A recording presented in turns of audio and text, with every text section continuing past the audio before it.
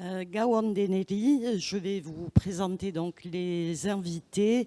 Lydie Massard. Lydie est porte-parole de l'UDB, l'Union démocratique bretonne.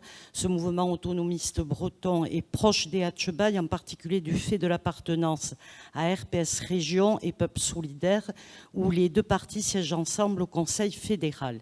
Lydie est également co-porte-parole de la fédération RPS. Cuisinière de profession,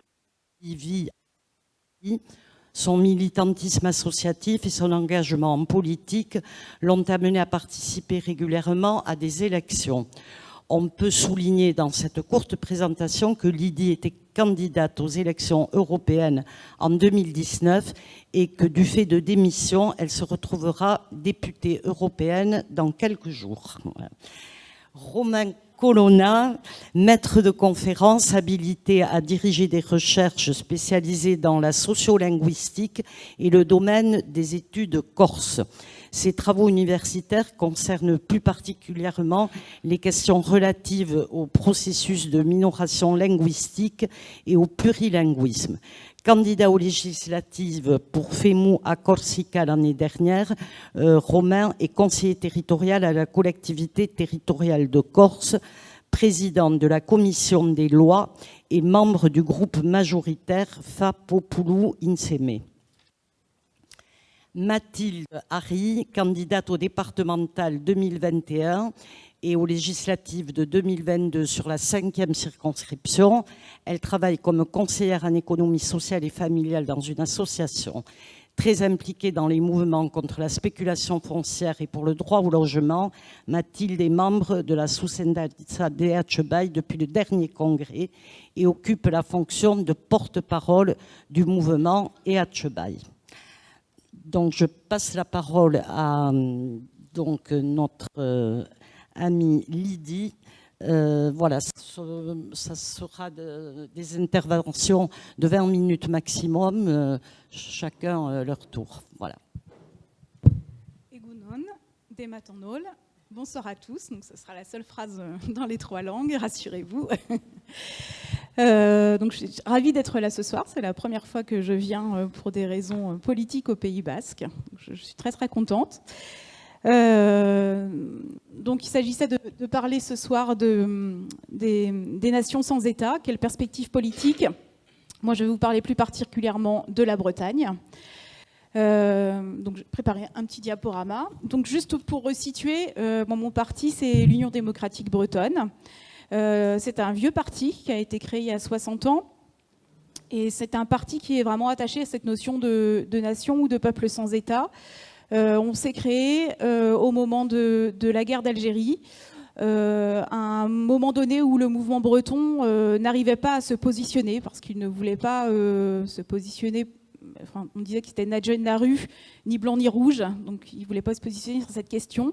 Et donc l'UDB s'est créé à ce moment-là, donc vraiment sur un positionnement d'émancipation des peuples, d'internationalisme, et vraiment sur la défense des nations sans État.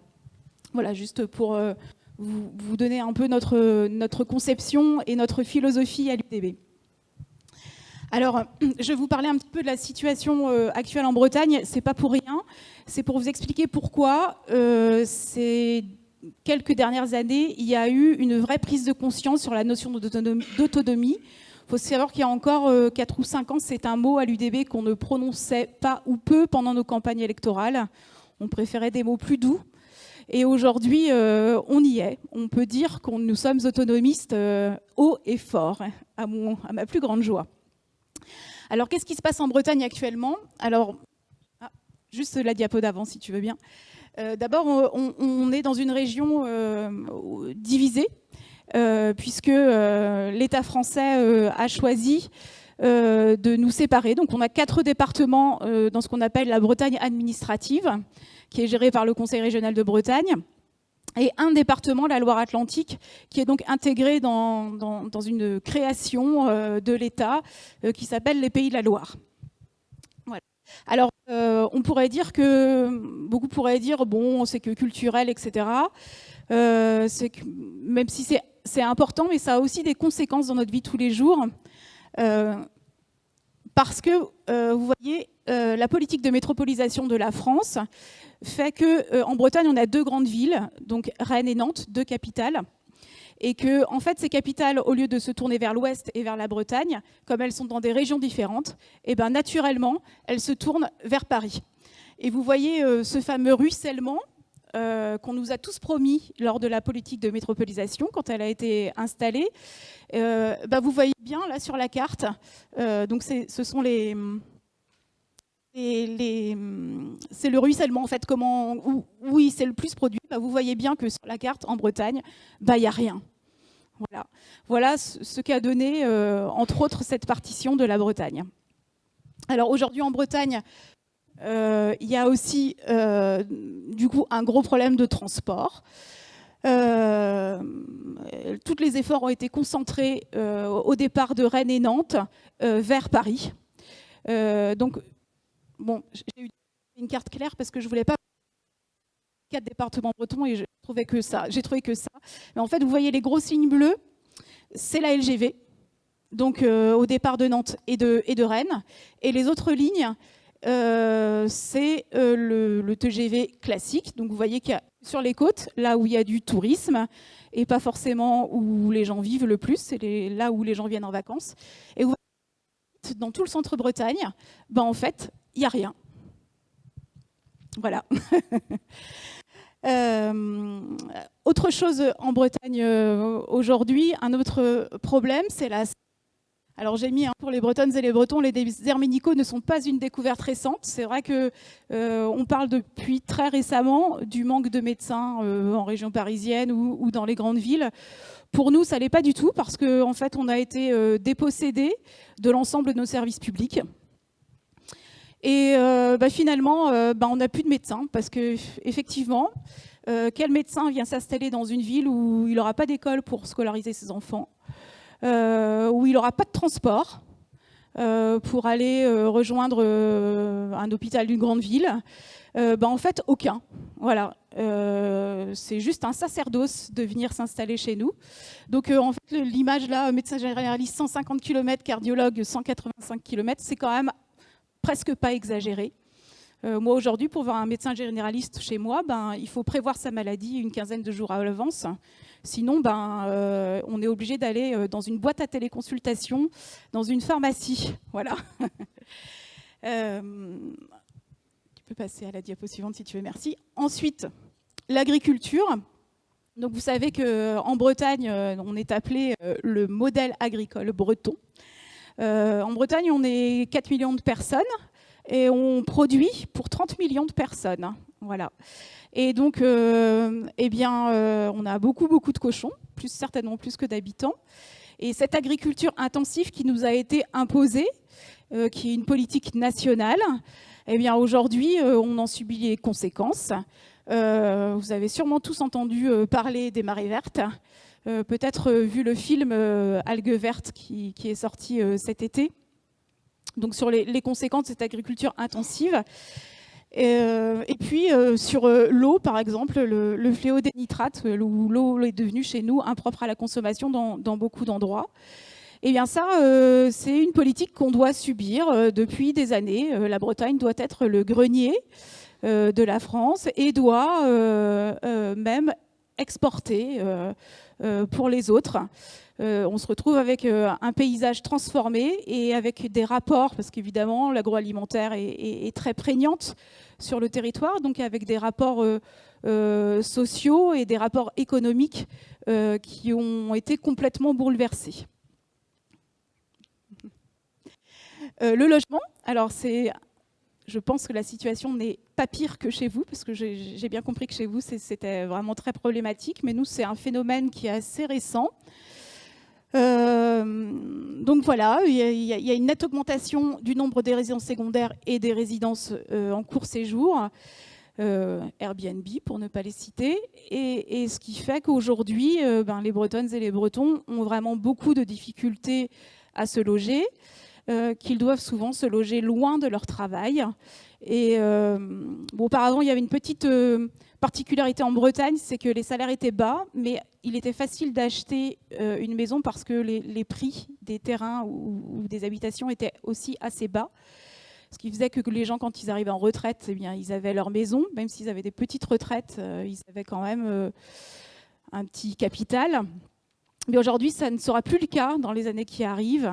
On attend 400 000 personnes à arriver en Bretagne dans les années qui viennent. Et ça, ce n'est pas une projection complètement délirante, hein, c'est une projection de l'INSEE. Et donc, on est vraiment inquiet sur l'avenir du logement en Bretagne, comment vont se loger les gens qui souhaitent réellement habiter et vivre sur un territoire. Je vais faire un petit ajout parce qu'il y a une petite actualité aussi. Je voulais aussi parler des langues et de la culture de Bretagne. Donc on a une nouvelle affaire Fanche en Bretagne aujourd'hui. C'est pour vous dire à quel point le manque d'autonomie peut être percutant même sur des petites choses, des grosses choses de la vie quotidienne. C'est qu'aujourd'hui, en France, on ne peut pas prénommer son enfant comme on le souhaite.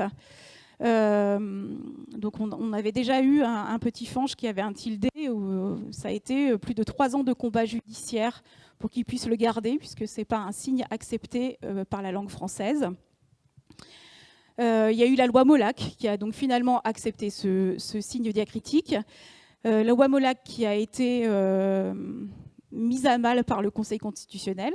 Et donc là, on a de nouveau un Fanche qui va devoir enlever son tilde. Et je pense qu'il y a encore une longue bataille judiciaire qui va être entamée. Voilà, le procureur de la République écrit sur son courrier que le prénom Fanche est entaché d'un tilde. Je ne sais pas si vous voyez la portée symbolique de ce mot. Enfin, moi, je trouve ça très très fort et très révélateur. Voilà. Et donc, en plus de ces caractéristiques, je dirais typiquement bretonnes, il y a ce qu'on voit partout, la fameuse crise démocratique. Où on peut dire que la Ve République arrive à bout de souffle avec ces décisions qui sont prises en permanence par le haut, avec des citoyennes et des citoyens qui ne comprennent pas ni la signification ni l'intérêt. Alors de tous ces facteurs est née une prise de conscience.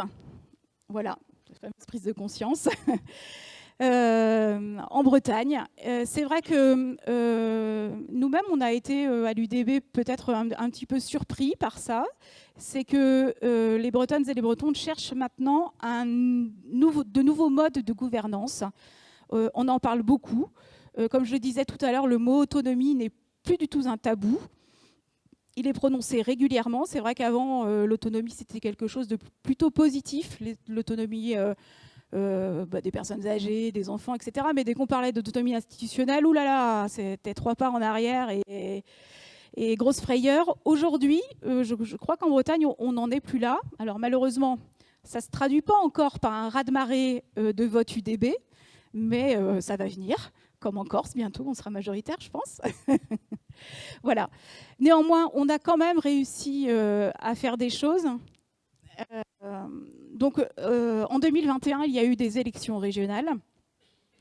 On a fait une alliance avec Europe Écologie Les Verts. En Bretagne, c'est une alliance qu'on fait assez souvent. Et donc, on a eu la chance d'avoir 4 élus de l'UDB et 2 personnes qui sont ensemble sur nos territoires, donc 80. Ouais.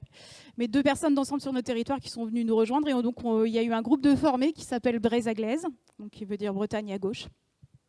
Et ça continue, territoire, solidarité. Et voilà.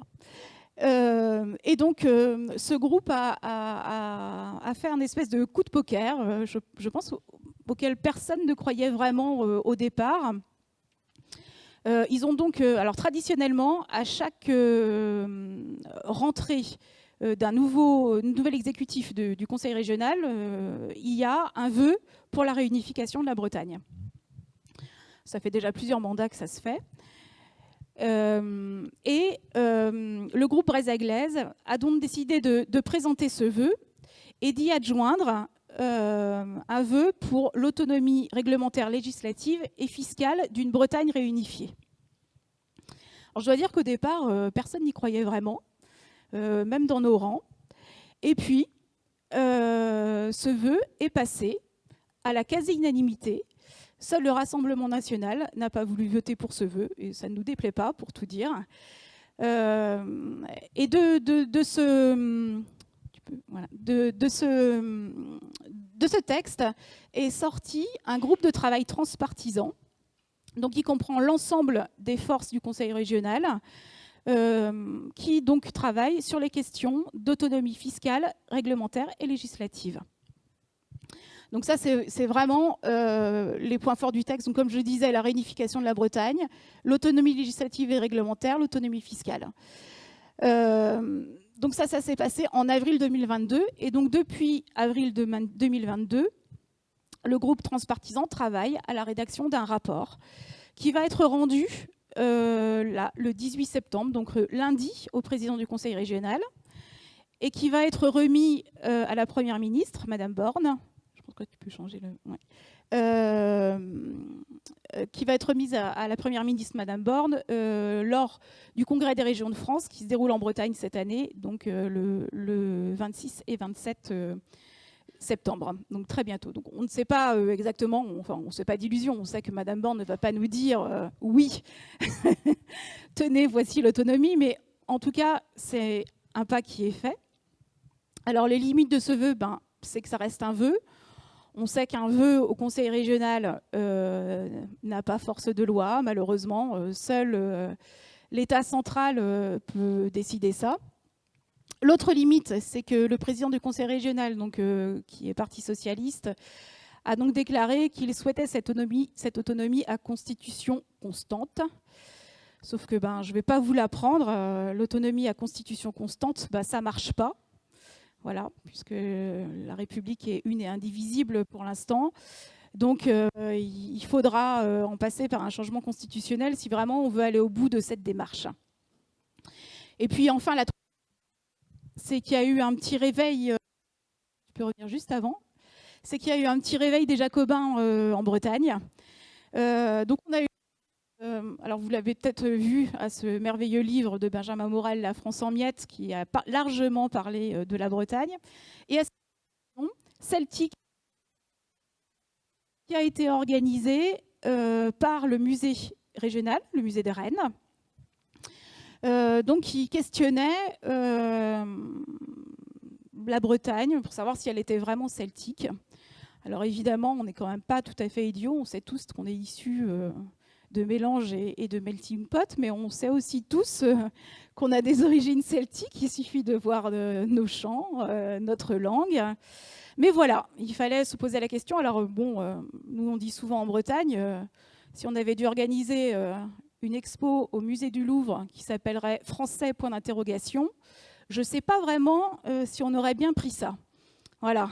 Mais nous, par contre, les Bretons, il faut qu'on accepte ce genre d'affront. Voilà, sans sourciller.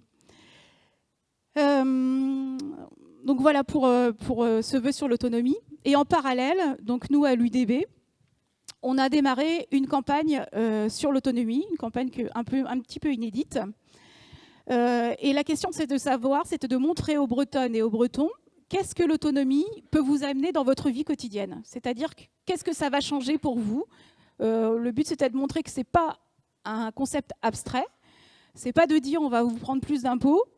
C'est pas de dire on va décider, au lieu de décider à Paris, on va décider à Rennes. C'est de montrer qu'est-ce que vraiment ça va vous apporter. On a fait une campagne qui s'appelle l'autonomie pour changer la vie. Donc cette campagne, elle se composait d'une vidéo. Bon, on ne va pas la regarder, mais vous pouvez la trouver facilement sur le site de l'UDB ou sur les réseaux sociaux. Elle se composait de tractages. Donc là, j'ai mis, vous pouvez trouver aussi là, à cette adresse, le questionnaire complet. Mais donc, on est allé sur les marchés, dans les villes, et donc on a posé des questions aux Bretonnes et aux Bretons. Par exemple, sur la culture, 60% du budget du ministère de la Culture est attribué en Île-de-France pour 18% de la population française, 1% en région Bretagne, normal, pas normal. Voilà. Et donc, on a invité de cette manière les Bretonnes et les Bretons à réfléchir à la manière dont le pouvoir et l'argent étaient partagés en France. J'ai mis un autre exemple sur la langue bretonne et l'histoire de Bretagne. 40% des jeunes en Bretagne voudraient que leurs enfants puissent accéder à l'enseignement bilingue français-breton. Moins de 10% des écoles proposent ces filières. Et les élus régionaux n'ont aucun moyen de décider de l'ouverture de classes bilingues ou de la formation des enseignants. Ces sujets doivent être négociés avec le ministère à Paris. Voilà. Normal, pas normal. Alors je précise juste qu'on signe tous les 4 ans une convention État-région avec le ministère. La dernière date de 2021, elle était très très ambitieuse. On devait doubler les effectifs dans l'enseignement bilingue. Bon, nos espoirs sont un peu douchés. Cette année, un poste supplémentaire au CAPES. Voilà. Donc je ne sais pas trop comment on va faire pour doubler nos effectifs dans ces conditions. Moi, personnellement, ça me semble très très compliqué. Voilà. Donc, et puis, une campagne d'affiches. Donc, en Bretagne, nous voulons des trains pour tout le monde, la santé à proximité, et nous voulons des voisins, pas des valises à roulettes. Voilà, des sujets qui concernaient la vie quotidienne des Bretonnes et des Bretons, pour leur montrer que l'autonomie peut leur offrir d'autres perspectives. Voilà. Et puis, je termine juste par un petit mot sur Région et Peuples Solidaires, parce que je suis co-porte-parole et vice-présidente. Donc notre parti est membre de la Fédération Région et Peuples Solidaires. Moi, je trouve que vraiment, on doit continuer de travailler ensemble. Vous en êtes membre aussi. FEMU en est membre aussi. C'est un petit peu notre caisse de résonance. On sait qu'en France, la communication, elle est aussi centralisée chez les médias parisiens. Et on a besoin de réunir nos forces, de réunir nos moyens de communication pour faire connaître ce qu'est l'autonomie, ce qu'est le fédéralisme, pour que tout à chacun, chaque habitant de l'Hexagone puisse s'approprier ces notions et puisse se dire que c'est une autre manière de gouverner, une manière où on adapte la politique et les décisions au territoire, où on prend en compte les besoins des habitants des territoires. Et sur ça, je pense que c'est vraiment le souffle nouveau que nous, à Région et Peuples Solidaires, et que chacun dans nos partis, à l'UDB, à Etcheba et à FEMU, enfin tous nos partis, on doit vraiment insuffler ce nouveau souffle démocratique dans tout l'Hexagone. Et je crois que même si aujourd'hui ça se traduit, en tout cas chez nous, pas en Bretagne, pas forcément par des votes, même si on a presque doublé nos voix législatives, mais malgré tout, on n'est encore pas majoritaire. Et je crois qu'on a insufflé ça, et que c'est que l'aventure ne fait que commencer. Et je pense vraiment qu'on a tout intérêt à travailler ensemble pour que ça devienne un vrai mouvement et que le fédéralisme différencié puisse exister dans l'Hexagone. Merci beaucoup.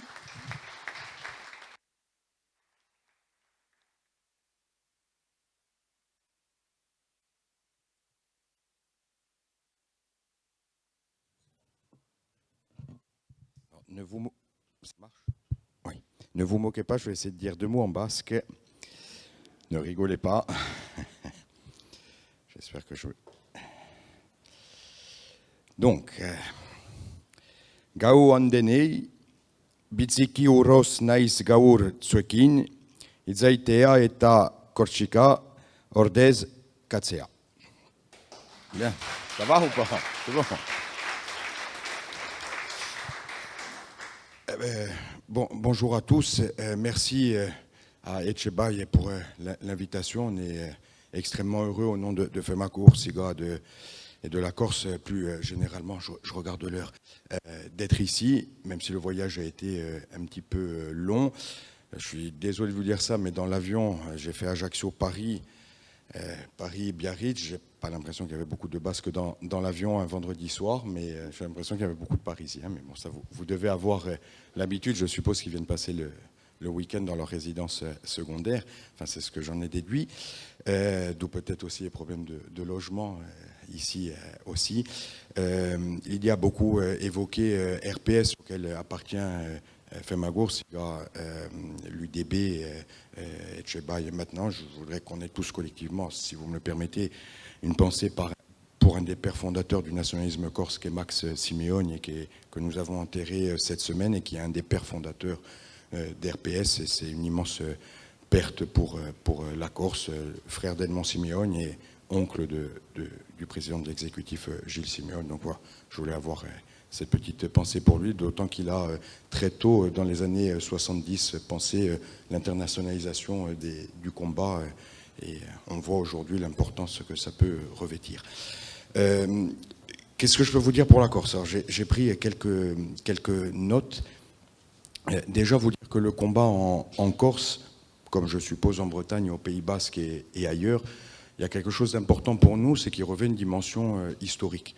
Et il y a le combat actuel politique, bien évidemment, avec l'État français, les revendications qui sont les nôtres. Pour la période contemporaine, maintenant, c'est des revendications qui ont 60 ans, c'est important.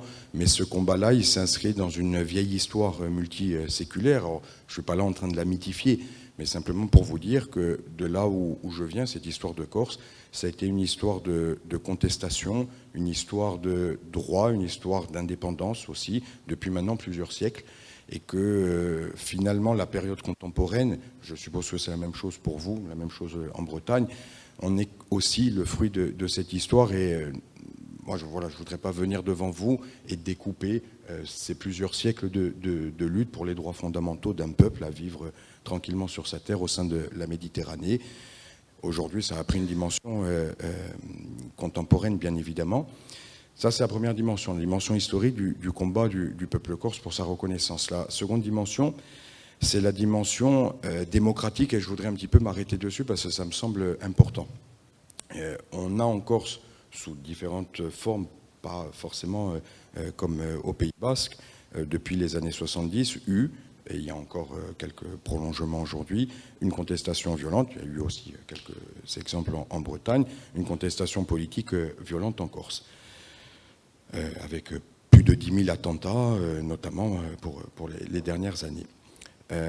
L'État français nous a toujours opposé, publiquement en tout cas, de dire « vous n'êtes pas un courant démocratique, donc on ne discute pas avec vous ». Donc ça, c'était ce que l'État disait officiellement. Or, par derrière ou en sous-main, ou des tractations nocturnes, il discutait avec telle ou telle faction de groupes clandestins. Ce qui a donné lieu d'ailleurs à un certain nombre d'avancées en termes de statut, etc. Mais le discours officiel, c'était bien, on ne discute pas avec vous parce que vous représentez des mouvements violents. En 2014, le FLNC, le Front de Libération Nationale de la Corse, a officiellement déposé les armes, et vous avez l'émergence, alors pas que, mais l'émergence d'une figure charismatique en la personne de Gilles Simeone, qui arrive à faire une union assez large de tout un certain nombre de courants nationalistes. Et en 2015, la collectivité de Corse, donc il y a eu un abandon un an avant des actions clandestines, la collectivité de Corse, collectivité territoriale de Corse en 2015, passe à la main des nationalistes, et avec à la présidence Gilles Simeone de l'exécutif et Jean-Guy Talamone à la présidence de l'Assemblée. Grosso modo, l'État nous dit « ouais, mais attendez, on ne va pas trop discuter avec vous, vous êtes une majorité relative », parce qu'on n'avait pas majorité absolue à l'époque. Bon, ok. Donc on dit on a arrêté la violence clandestine, on gagne les élections, majorité relative, visiblement ça ne suffit pas. À l'époque, c'était Manuel Valls qui était aux manettes. Je ne sais pas s'il a laissé un bon souvenir chez vous. Je ne crois pas. Enfin, un peu nulle part, il laisse un bon souvenir d'ailleurs. Il y a eu des élections, puisqu'il y a eu fusion, suite à la réforme de la loi NOTRe, il y a eu une fusion et nous avons revoté 2 années après. Là, nous avons regagné les élections, mais cette fois-ci en majorité absolue, 56%. Toujours rien. Toujours rien. Là, on est arrivé à la fin du mandat complet. On a revoté en 2021. Et là, alors il y a eu un mouvement au sein de la famille nationaliste. Le parti auquel j'appartiens a remporté seul la majorité territoriale, et l'ensemble des groupes nationalistes. Il y a 4 groupes à l'Assemblée. Un groupe, on va dire, de droite, conservateur, et 3 groupes nationalistes. Les 3 groupes nationalistes, c'est 70% du corps électoral. aucune inflexion de la part de l'État. Donc là, ce que je suis en train de vous dire, nous, ce qu'on a essayé de dire à l'État, c'est de dire le message dramatique qui était envoyé aux Corses, à la jeunesse et à l'ensemble des démocrates et des gens qui avaient la fibre démocratique. C'est-à-dire que lorsque l'on utilise la violence en France, pendant des années, vous discutez, certes pas à la mesure de ce qu'on voudrait, mais vous discutez, et lorsque l'on s'engage un mouvement totalement démocratique, dénué de toute intention, fait des résultats, je le disais, je voudrais encore remercier tous les membres d'Echteba qui m'ont accueilli, avec qui j'ai interagi ces derniers jours. Je disais dans la voiture en venant de l'aéroport, je pense qu'il n'y a pas une famille en Europe qui a de tels scores. 70% du corps électoral qui vote pour des listes nationalistes, démocratiques, qui prônent ça va de l'autonomie à l'indépendance, n'importe qui. Nous l'avons dit à Emmanuel Macron n'a pas été élu dans ces proportions. Donc là, vous avez un fait démocratique qui, en Europe, pour les dernières années, en tout cas, est un fait sans précédent. Et la démocratie s'est prononcée en Corse, l'attitude de l'État a été une attitude, je pense que vous l'avez peut-être suivi dans les journaux et pour les observateurs, vous le savez, qui a été de mépris, une attitude d'ostracisme, une attitude vraiment mais abjecte à l'égard du corps démocratique corse, à l'égard des élus. Je prends juste un petit exemple, peut-être que vous le connaissez, 2018, Emmanuel Macron vient pour la commémoration de l'anniversaire de la mort du préfet Erignac.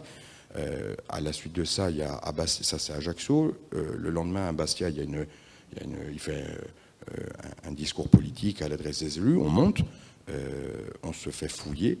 Donc les élus de la Corse se font fouiller. Alors vous me direz, vous auriez peut-être pas dû accepter, mais à un moment donné, quand vous attendez un dialogue depuis 30 ans, 40 ans, vous êtes obligé d'avaler un certain nombre de couleurs. Pour rentrer chez nous dans notre théâtre, on se fait fouiller. Pour vous dire le mépris à l'égard des élus. On rentre dans la salle, tout le premier rang, non pas qu'on soit excessivement attaché au protocole, mais quand même, vous avez des élus, un président d'une collectivité, un président d'une assemblée, aucune place réservée pour les élus de la Corse. Chez nous, alors que, bon, là c'est anecdotique ce que je vous dis, mais c'est pour vous dire le mépris qui nous a été opposé toutes ces années-là. Et cela nous conduit à 2022, mars 2022, avec l'assassinat tragique d'un militant politique que vous connaissez tous, Colonne, assassinat en prison. Là, la Corse est à feu et à sang, et parce que j'ai passé 4 heures à Orly à attendre le vol Paris-Biarritz. Je voyais tous les livres de Nicolas Sarkozy sur une devanture, donc j'ai pris le livre, j'ai commencé à le feuilleter. Là, je tombe sur une page, la page 42, je crois, où il écrit c'est un scandale d'État, cet assassinat d'Yvan Colonne. Bon, je le crois sincère en disant ça, mais ça fait rire en venant de Nicolas Sarkozy qui puisse écrire dans son dernier livre à quel point c'est un scandale d'État. Mais quand même, vous avez l'ancien président de la République qui vous dit, alors qu'il est aux prémices, on va dire, de cette affaire, qui vous dit que cet assassinat est un scandale d'État. Donc, ça m'a fait tristement sourire. Et donc, vous avez en mars 2022 la Corse qui est à feu et à sang, où on a des violences urbaines. Mais ce que je disais dans la voiture, c'est que ce n'est pas des violences urbaines. En Corse, on ne casse pas pour aller piller et prendre le dernier Apple ou le dernier Mac qui est dans une vitrine. C'est que c'était des violences urbaines qui étaient mues, motivées par un sentiment politique d'injustice profond.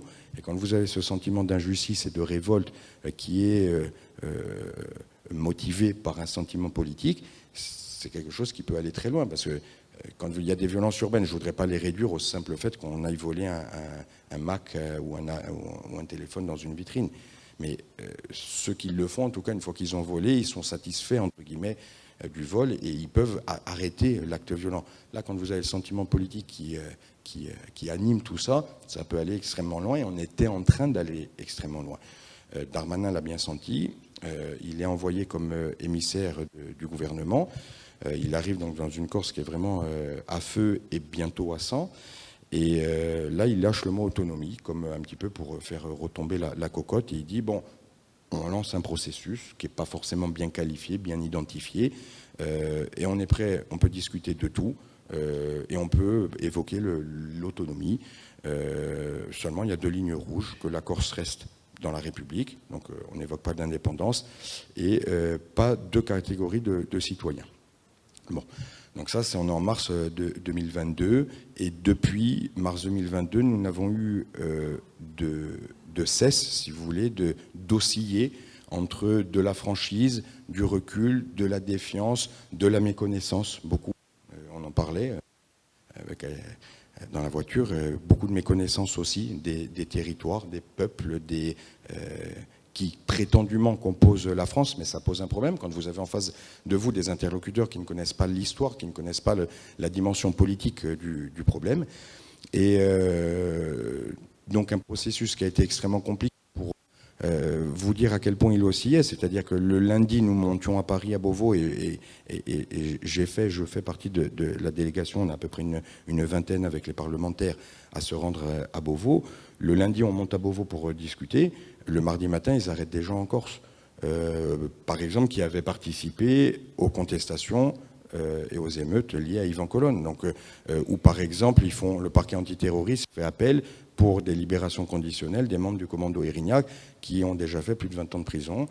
Donc voilà, il y avait une situation qui était totalement intenable, donc avec des interruptions de processus, avec, donc je vous ai dit, cette dimension, on va dire, contestation violente, démocratie, qui fonctionne ensemble, et la dimension institutionnelle avec le mot autonomie qui est lâché. Et avec l'État, par la voix de Darmanin, qui nous dit régulièrement, avec, je ne vais pas dire avec un ton moqueur, mais avec un petit peu une morgue un petit peu parisienne, mais en gros, bon, oui, mais l'autonomie, mais on ne sait pas exactement ce que vous voulez, on ne sait pas exactement ce que c'est.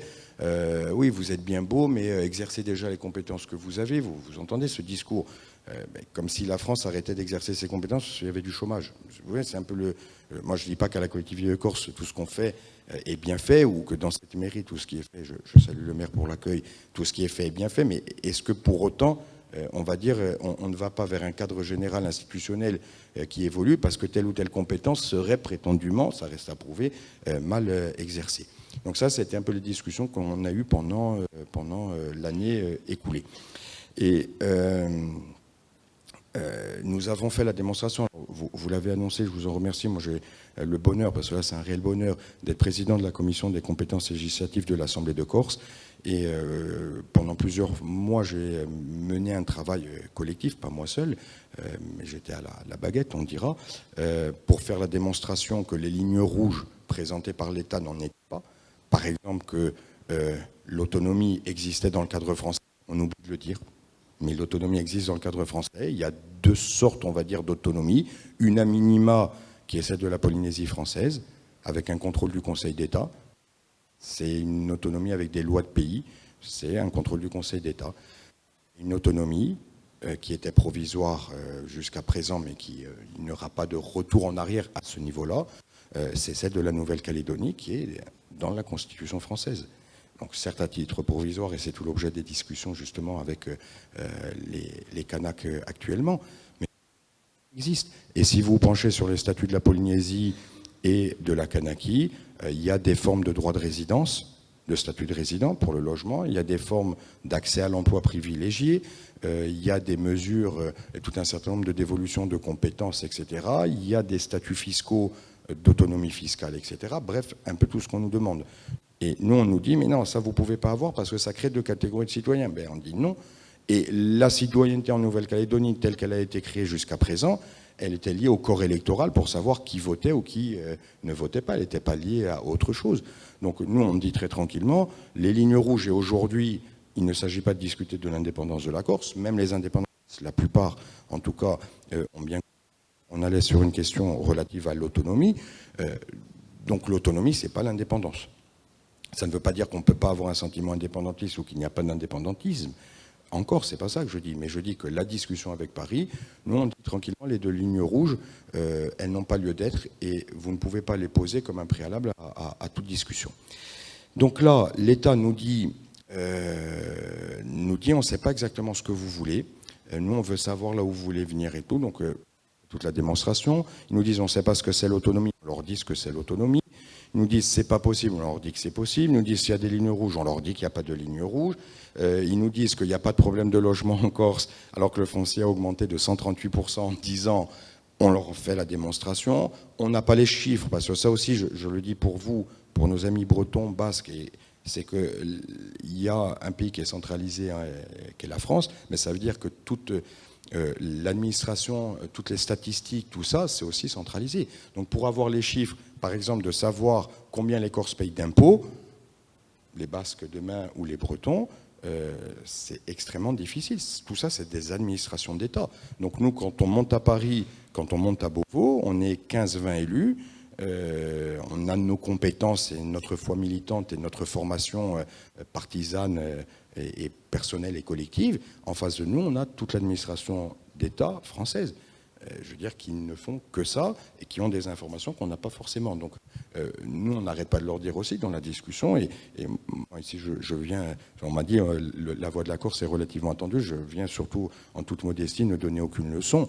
Mais dans une discussion politique, il ne faut pas qu'il y ait d'asymétrie. Parce que sinon, la discussion, elle n'est pas juste. Elle est pas... Quand on discute, que ce soit pour le Pays Basque, demain pour une évolution statutaire ou pour la Bretagne, il faut que chacune des parties ait le même niveau d'information pour pouvoir dire à un moment donné, voilà, nous, ce qu'on veut ou ce qu'on ne veut pas. Donc ça a été grosso modo, je vous fais un condensé de la discussion pendant un an.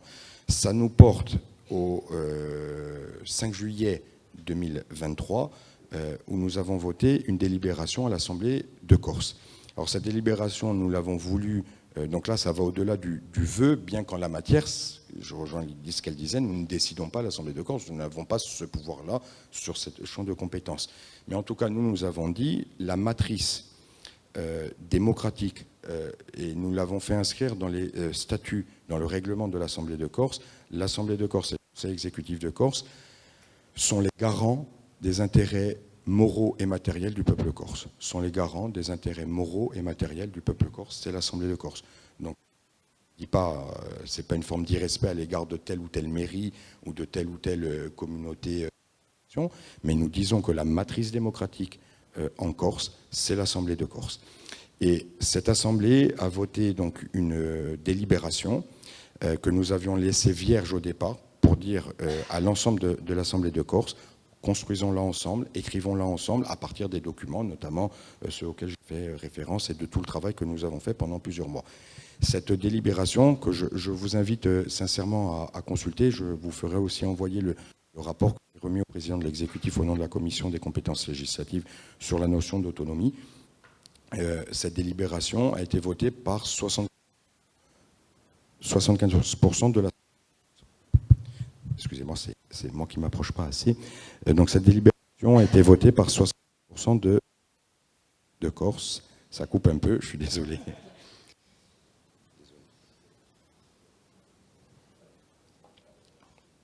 Cette délibération rappelle la dimension historique que j'ai évoquée avec vous et dit, et c'est important parce que l'État aurait voulu à un moment donné nous enfermer dans une discussion technico-technique autour de l'autonomie, de l'assiette des impôts, du pourcentage de recouvrement de la TVA, etc. etc. C'est important, c'est la vie quotidienne des gens.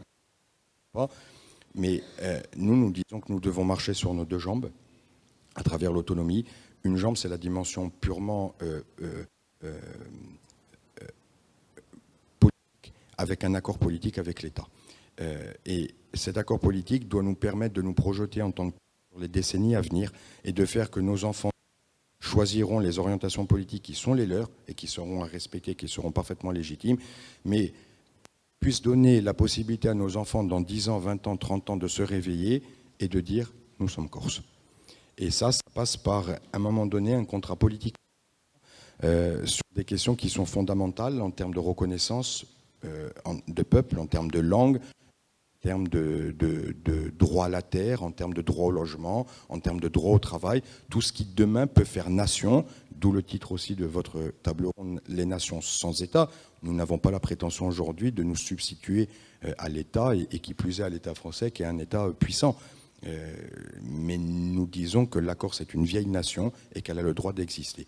Et donc, dans cette discussion avec Paris, que nous menons avec Darmanin, et aussi, j'ai oublié de le dire, avec Emmanuel Macron, qui à un moment donné, de manière un petit peu étonnante, s'est déplacé de l'Élysée à Beauvau, Donc je ne sais pas si vous connaissez, c'est pas très loin, c'est à 500 mètres je pense à peu près à pied, mais je pense que dans les annales de la République, c'est rarissime qu'un président se déplace physiquement à Beauvau lors d'une réunion avec la délégation corse, où il est resté 2 heures avec nous, où il nous a écoutés, et où il a dit que la Corse devait être, j'ai oublié de vous le dire, c'est important, devait retrouver son destin méditerranéen. Donc on a aussi fait la démonstration que partout en Europe, à part en Crète, c'est la seule île, et c'est là où il une différence territoriale entre nous, et j'en suis désolé. Au niveau insulaire, toutes les îles d'Europe sont autonomes, avec un pouvoir législatif qui est dévolu au Parlement régional ou territorial. Il n'y a que la Crète qui est sous un autre régime. Toutes, et je sais qu'ici il y a des Européens et qui connaissent bien la matière européenne convaincus, toutes les îles de Méditerranée sont autonomes, certaines depuis 70 ans. Et beaucoup au-delà du fait insulaire, parce qu'on a bien compris au cours de nos discussions, et ça pourrait peut-être poser problème pour d'autres territoires, que si l'État français est prêt à faire des concessions pour la Corse, il va aussi l'habiller par rapport au fait insulaire. De dire, bon, c'est la seule île de cette taille en tout cas, la Bretagne, le Pays Basque, la Catalogne, l'Alsace, l'Occitanie, ce n'est pas des îles. Toutes les îles d'Europe, de Méditerranée sont autonomes, donc allez, pourquoi pas pour la Corse, parce que c'est une île. Bon. On n'en est pas là, mais ça peut être un argument important pour nous et à contrario pour vous. Donc on a aussi fait cette démonstration-là, en allant voir tous les statuts des îles, en disant mais regardez ce qui se fait pour les Espagnols, pour les Italiens, pour les îles, etc. Tous les territoires aussi continentaux, parce qu'on dit que les îles sont autonomes, mais il y a plein de territoires, vous le savez mieux que moi, en Espagne ou notamment en Italie, pour ces 2 pays qui entourent la Corse, où la plupart des régions sont autonomes, avec des autonomies très poussées. On a essayé de faire la démonstration aussi, pour reprendre, et moi ça m'intéresse beaucoup, l'exposé qui a été fait, je vous disais marcher sur nos 2 jambes. Donc la première jambe, c'est un petit peu ce qu'on appelle les fondamentaux, le contrat politique, et la deuxième jambe, c'est de dire, mais nous, l'autonomie, elle va changer notre quotidien. Elle va changer notre quotidien parce qu'on veut un statut fiscal pour les maires, parce que par exemple on veut, l'État a sucré un certain nombre de dotations et d'impôts pour les maires. Nous on dit mais attendez, nous on veut un statut fiscal propre à la Corse, on veut gérer notre fiscalité, on veut pouvoir redistribuer l'argent. Et alors avant j'ai entendu pas forcément mettre d'impôts supplémentaires. Nous on dit oui sur les résidences secondaires. Pourquoi le Parisien qui viendrait ici, il n'aurait pas un impôt supplémentaire par rapport, mais je sais qu'on partage ce point de vue. Nous, aujourd'hui, on n'a pas de taxe de mouillage, par exemple, on n'a pas de camping-car. À peu près partout dans le monde, lorsque vous voulez voir des choses, des sites caractéristiques menacés, naturels, vous devez payer quelque chose, et souvent ce que vous payez, c'est de l'ordre du 1 euro, 2 euros, 3 euros, ça sert à entretenir, ça sert à protéger, ça sert à surveiller, à réhabiliter. Nous, ça, on ne peut pas le faire, on n'a pas la main dessus. Donc, je veux dire, un statut fiscal, c'est aussi un statut pour les successions, c'est aussi un statut, nous l'avons demandé, un statut de résident. Nous avons dit, voilà, pour acheter en Corse, non pas les résidences patrimoniales des Corses, mais pour acheter en Corse à titre secondaire. En tout cas, on est prêt à discuter dans certaines zones et avec un certain nombre de résidences secondaires. On demande à ce qu'il y ait une résidence en Corse. Bon, l'État nous dit c'est pas possible, ça va créer 2 citoyens. On dit mais c'est possible déjà, Polynésie, Nouvelle-Calédonie. Donc pourquoi ce qui est possible ailleurs ne serait pas possible ici? Et moi je vous invite, je pense qu'on a fait souvent une erreur conceptuelle à demander un droit à la différence, parce que c'est une notion qui est relativement chère au droit français, notamment depuis Mitterrand et même avant, qu'on a souvent retrouvé. Moi, je pense que ce qui pose problème avec l'État, c'est pas qu'on demande un droit à la différence, c'est justement qu'on demande un droit à l'égalité de d'autres citoyens européens, un droit à l'égalité par rapport à d'autres territoires français, et un droit à l'égalité par rapport aux citoyens français lambda, qui lui a le droit de se loger chez lui, qui lui a le droit de parler sa langue, qui lui a le droit d'avoir une scolarité tout à fait normale. Un Parisien, il a une scolarité tout à fait normale, il a un accès à la langue qui est tout à fait normal. Donc quand vous demandez, pour reprendre l'exemple de la scolarité et pour reprendre l'exemple de la langue, qui est des choses qui sont tout à fait prégnantes en Corse, mais en fait c'est un droit à l'égalité qu'on demande. Et ça, c'est quelque chose qui pose problème dans la conception ultra-jacobine de l'État. Donc j'en reviens à cette délibération de début juillet. Elle est votée, et ça c'est important, par 75% des représentants de l'Assemblée de Corse. Nous demandons qu'il y ait un accord politique, c'est important, nous demandons un accord politique avec l'État. Nous demandons un transfert du pouvoir législatif de principe, sur les compétences de principe, c'est-à-dire on part du principe que nous, on n'est pas un peuple d'attardés, On part du principe qu'il y a une intelligence collective, on part du principe qu'on peut se former, comme l'ont fait, et une démonstration qui est brillante, notamment les Kanaks. On part du principe qu'on peut, hors régalien, exercer toutes les compétences. Est-ce que ça veut dire qu'on doit exercer toutes les compétences aujourd'hui? Non. Est-ce que ça veut dire qu'on va exercer toutes les compétences? Non. Mais on part du principe, et c'est dans la délibération qui a été votée, que nous, on ne s'interdit rien. Je veux dire, pourquoi on irait laisser l'entièreté de l'éducation nationale à l'État, alors que c'est un des pans essentiel pour faire construire et bâtir un pays et faire peuple, parce que moi j'appartiens à un groupe qui s'appelle FAPO pour l'UNSEM, faire peuple ensemble. Donc voilà, les gens nous disent, mais vous voulez la compétence santé? Mais tous les territoires européens qu'on a interrogés qui ont la compétence santé nous ont fait la démonstration que sur bien des aspects, une compétence territorialisée en termes de santé et non pas gérée par l'ARS, elle est beaucoup plus efficace que lorsque c'est Paris qui décide pour l'ensemble des territoires ou avec son antenne locale. Donc voilà, en termes d'impôts aussi, on a réussi à avoir un petit peu un certain nombre de chiffres où l'État, par la voix de Darmanin, nous dit, bon, finalement, la Corse ne coûte pas cher. En gros, hors dotation exceptionnelle, le recouvrement par l'impôt, c'est à peu près ce que donne l'État. Donc on dit, bon, ben, vous voyez, jusqu'à présent, vous nous avez dit, si la Corse est indépendante, vous allez manger des châtaignes. Parce qu'il y a beaucoup de châtaigniers en Corse. Donc ça a été la phrase qui nous a été opposée par les Corses eux-mêmes, hein, et par l'État. En gros, ben, demain, si l'État s'arrête, vous allez manger des châtaignes. Ben, vous nous dites enfin, au bout de décennies et décennies, que ben, les Corses payent des impôts, ils payent même beaucoup d'impôts, et qu'ils pourraient aussi avoir d'autres résultats par d'autres taxations. Cette délibération, donc moi je vous invite à réfléchir 2 secondes quand même sur l'importance du vote, 75% d'une assemblée. Il a été évoqué avant l'entièreté de l'Assemblée de Bretagne, et c'est très heureux. C'est des chiffres qui sont importants. Et là, on est sur du 75% sur une délibération qui demande vraiment l'autonomie avec un contenu qui est spécifié. Les compétences, le calendrier, le statut fiscal, bien sûr, ça reste à décliner. Et le 3e point, c'est justement la déclinaison de tout ça. C'est ce qu'on appelle la loi organique. Et donc, nous, on dit accord politique, transfert, on va dire traduction institutionnelle, c'est la modification de la Constitution avec inscription de la Corse dans un titre spécifique, ça c'est le point 2, et le point 3, la loi organique qui vient spécifier tout ça, et donc là c'est une discussion de plusieurs mois qui doit s'annoncer. Gérald Darmanin, je terminerai là-dessus. Est venu en Corse, il est reparti hier, il est venu 2 jours. Nous n'avions aucune nouvelle depuis le vote de la délibération de début juillet. Gérald Darmanin est venu, je vous la fais courte parce que l'heure passe. Grosso modo, il a dit Emmanuel Macron vient dans 2 semaines, donc je ne vais pas dévoiler publiquement ce que Emmanuel Macron, puisque ça relève du régalien, va vous dire dans 2 semaines. Donc grosso modo, il n'a pas fait de déclaration tonitruante médiatique.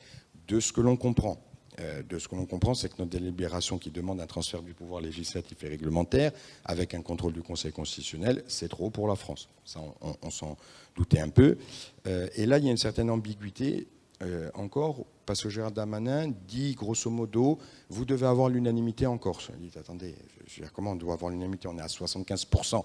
Et je veux dire, qu'est-ce qu'il vous faut de plus pour qu'on puisse discuter? Oui, mais il y a les voix de droite parce qu'au Sénat, la réforme constitutionnelle, ça ne va pas bloquer. Donc vous devez aller sur un consensus, comme si 75%, ce n'était pas déjà un chiffre consensuel. Vous devez aller sur un consensus avec la droite locale pour que ça aille vers un consensus avec la droite majoritaire au Sénat, pour que le Sénat et l'Assemblée puissent voter le texte de la même manière pour qu'il puisse être soumis au 3/5 du Congrès. Donc c'est vrai que ça c'est une difficulté puisqu'Emmanuel Macron n'a pas la majorité au Congrès. Donc voilà où on en est un petit peu aujourd'hui, avec en gros Gérald Darmanin qui acte le principe d'une autonomie, mais comme on disait, dans l'autonomie vous mettez tout et n'importe quoi. Il y a des territoires en France, Saint-Barthélemy, etc., qui sont inscrits comme des territoires autonomes, qui n'ont aucune compétence considérée par les constitutionnalistes comme des territoires autonomes. Et ce n'est pas des territoires autonomes. En France, le seul territoire autonome, au sens où on l'entend nous, c'est la Nouvelle-Calédonie, avec un transfert du pouvoir législatif et un contrôle des lois de pays qui sont contrôlées par le Conseil constitutionnel. Ce que l'on a demandé dans notre délibération. Donc, je pense qu'on va aller vers une réforme constitutionnelle avec une inscription de la Corse dans la Constitution. À l'heure où je vous parle, je ne peux pas vous dire ce que sera la réponse d'Emmanuel Macron qui vient pour commémorer les 80 ans de la libération de la Corse. qui vient dans 2 semaines. Donc on verra ce qu'il nous dit. Il dira quelque chose forcément en deçà de ce que nous avons proposé, ça on s'en doute. Est-ce que le en deçà d'Emmanuel Macron sera acceptable pour nous? Je ne peux pas vous le dire à l'heure actuelle et c'est pas, je n'en sais strictement rien. Je termine en vous disant une dernière chose. Il y a un média basque qui m'a dit dans quelle disposition vous allez voir vos amis basques et qu'est-ce que vous pouvez leur dire. Moi, je n'ai strictement rien à vous dire, sinon de continuer à combattre avec beaucoup d'espoir, beaucoup de persévérance. Et ce que vous voulez, si vous continuez sur cette voie-là, vous y arriverez. C'est le seul message que je peux vous dire. Merci.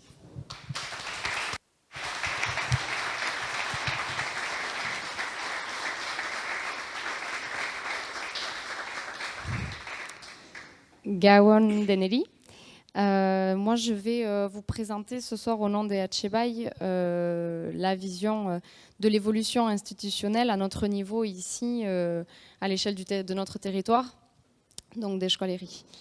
Pour rappel, en 2002, une plateforme avait été créée qui s'appelait Batera, qui à ce moment-là avait été créée car il y avait de nombreuses revendications sur un certain nombre de domaines différents et variés, notamment sur l'agriculture, avec la revendication de la création d'une chambre d'agriculture basque, la co-officialisation de la reconnaissance de la langue basque, de l'évolution aussi institutionnelle déjà à ce moment-là. Et donc, les différents représentants de ces différents domaines ont intégré cette plateforme, ont créé cette plateforme et au fur et à mesure des réflexions au sein de cette plateforme et des négociations, je dirais, une proposition a été faite par le gouvernement français d'agglomération Pays Basque. Donc, qui a été créée en 2017, c'était la première reconnaissance institutionnelle, déjà géographique du Pays Basque, ce qui n'était pas le cas jusqu'à présent. Et donc le choix a été fait par la plateforme et par les acteurs locaux d'accepter cette proposition en 2017 d'agglomération Pays Basque.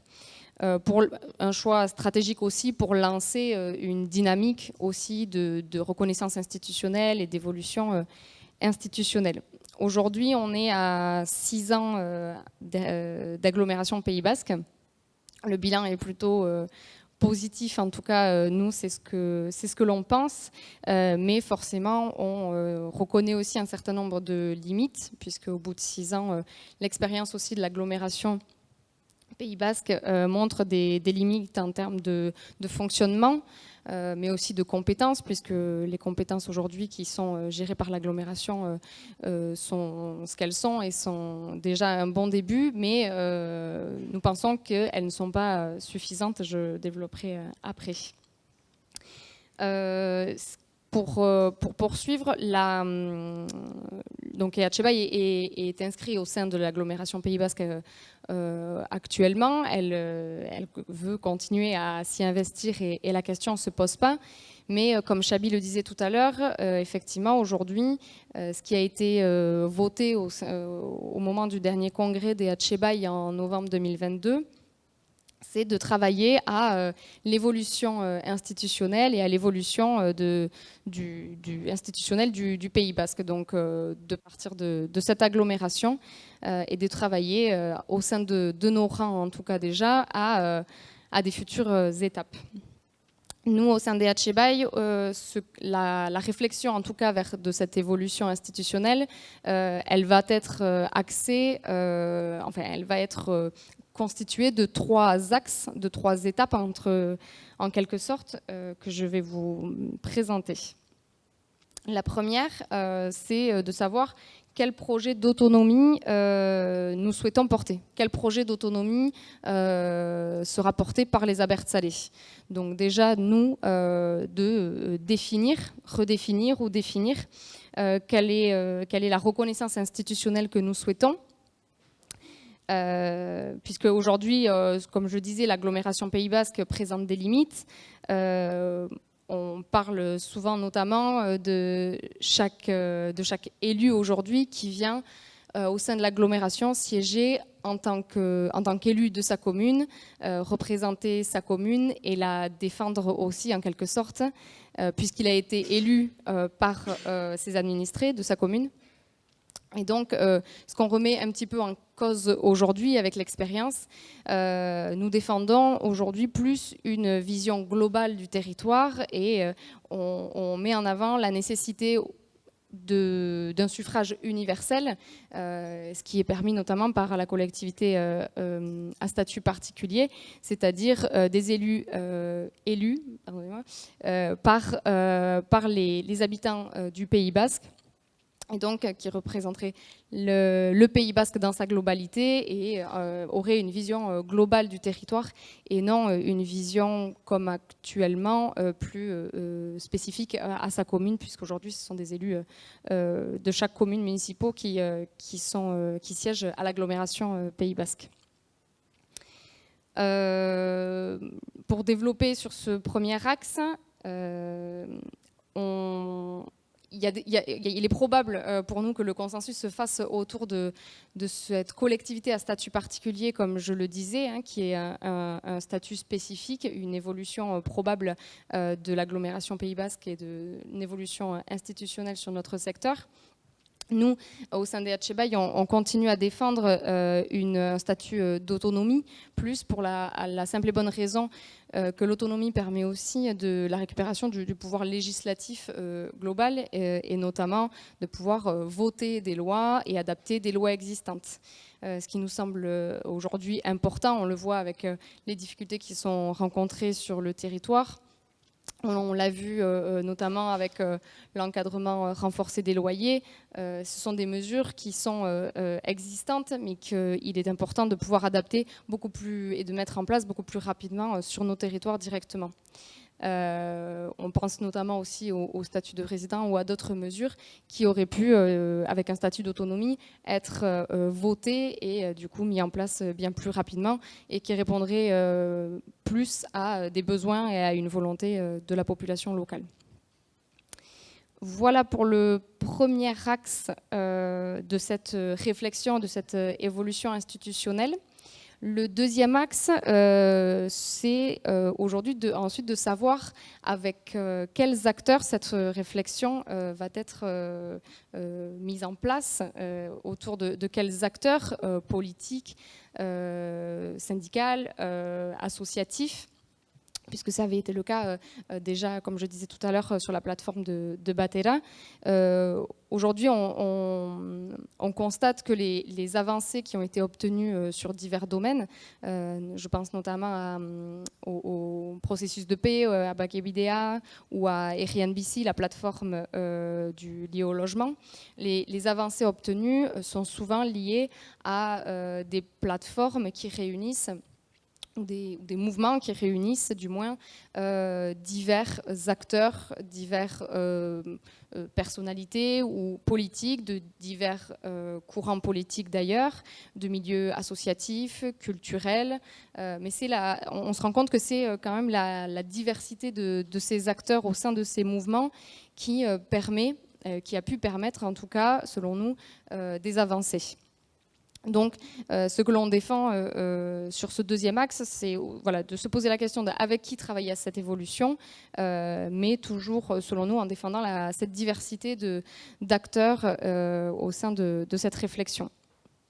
Dans ce sens-là, d'ailleurs, il nous semble important de garder aussi en tête, et Etxebai a déjà commencé à travailler sur ces questions-là, que les municipales de 2026 auront un rôle important à jouer et que ce sera un enjeu important puisque le prochain mandat aura notamment, il sera forcément très important pour nous d'avoir une majorité d'élus favorables à cette évolution institutionnelle, que ce soit sur une collectivité ou sur un statut d'autonomie, mais en tout cas, c'est selon nous un enjeu qu'il faut garder en tête également pour les municipales de 2026, notamment quand on parle d'alliance ou de discussion et de négociation. Le troisième axe dans cette ligne de réflexion, c'est forcément qu'est-ce qui sera défendu au sein de ce travail en commun, de cet espace de travail en commun. Puisqu'on est à un moment qui peut ressembler à celui de 2002 et de la plateforme Batella, mais forcément, on se rend compte aujourd'hui qu'on ne part pas d'une page blanche comme ça avait été le cas à l'époque. Aujourd'hui, on part de l'existant, de l'agglomération Pays Basque. En tout cas, a priori, c'est pas ce qui est décidé, mais il n'est pas question de faire table rase de l'agglomération Pays Basque, mais plutôt de partir de l'existant, de ses compétences, de son bilan aussi, je disais tout à l'heure, de ses limites, mais aussi de ses côtés positifs, et de se poser la question de comment veut-on la faire évoluer. Quelles sont les compétences qui veulent être ajoutées, que l'on veut ajouter aux compétences d'un futur statut, d'une future évolution institutionnelle.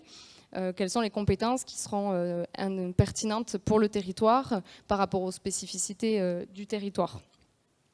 On parle souvent d'ailleurs du ferroviaire ou du transfrontalier, de la politique linguistique ou de l'éducation comme des compétences à récupérer sur notre territoire par rapport à la spécificité de ce territoire.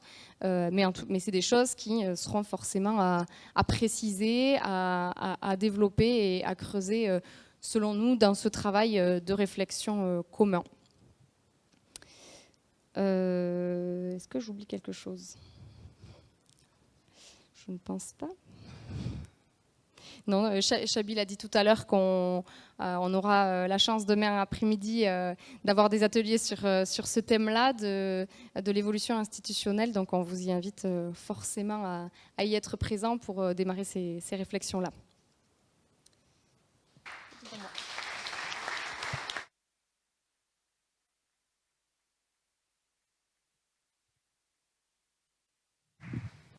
Galderak, les questions maintenant dans la salle, le micro va passer.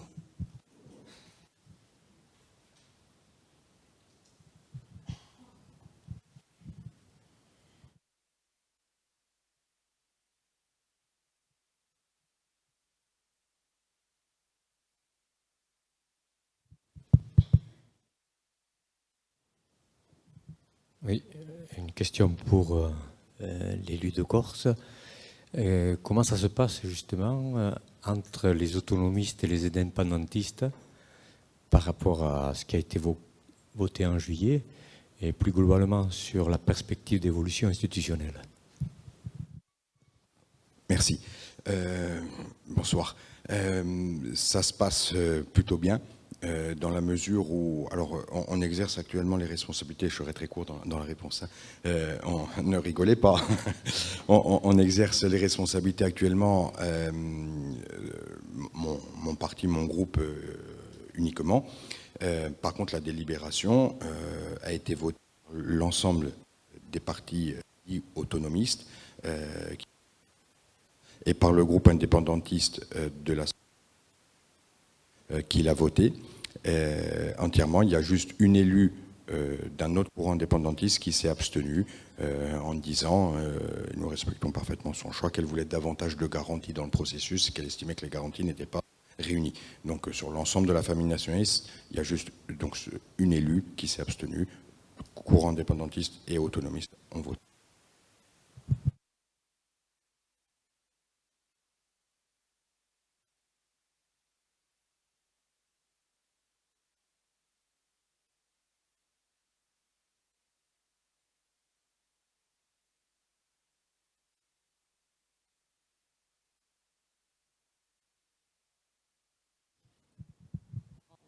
Bada.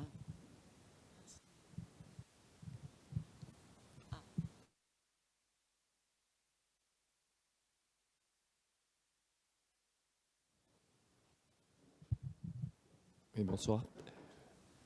Pour Madame de la Bretagne, je voulais savoir le problème du leadership entre Nantes et Rennes.